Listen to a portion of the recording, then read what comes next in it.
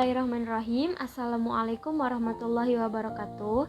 Perkenalkan, saya Nazlia Kurniawati dengan NIM 1814100203, jurusan Ekonomi Syariah kelas F semester 5. Di sini saya akan menjawab soal UAS pasar modal syariah.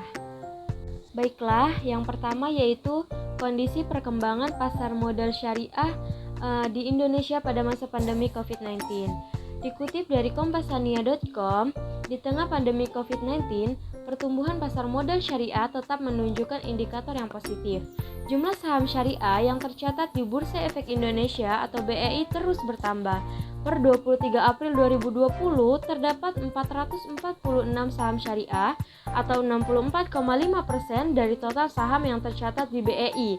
Dengan kapitalisasi, pasar saham syariah mencapai 2.774,4 triliun. Dari 26 saham baru yang tercatat selama triwulan pertama tahun 2020, sebanyak 17 saham atau sekitar 65%-nya merupakan saham syariah.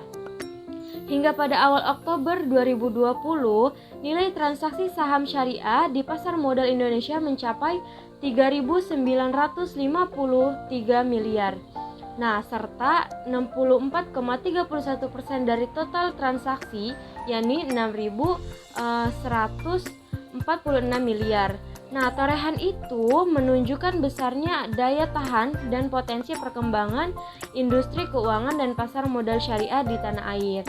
Nah, Direktur Perkembangan Bursa Efek Indonesia mengakui meski pandemi masih terus berlangsung, namun tak menyurutkan permintaan dan penawaran di pasar modal syariah.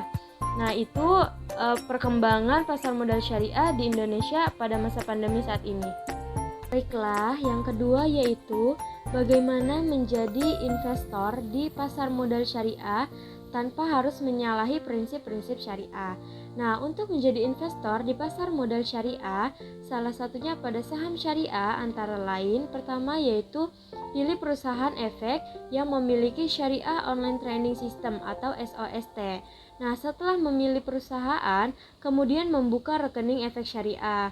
Nah, selanjutnya cek konfirmasi sukses menjadi investor setelah melewati serangkaian proses pendaftaran.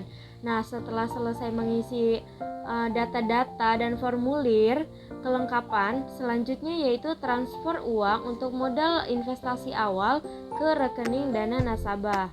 Nah, berdasarkan Fatwa DSN MUI nomor 80 tahun 2011, investasi dan transaksi saham di Bursa Efek Indonesia melalui SOST itu sudah sesuai dengan prinsip syariah. Mungkin itu saja yang dapat saya sampaikan. Kurang lebihnya saya mohon maaf. Wassalamualaikum warahmatullahi wabarakatuh.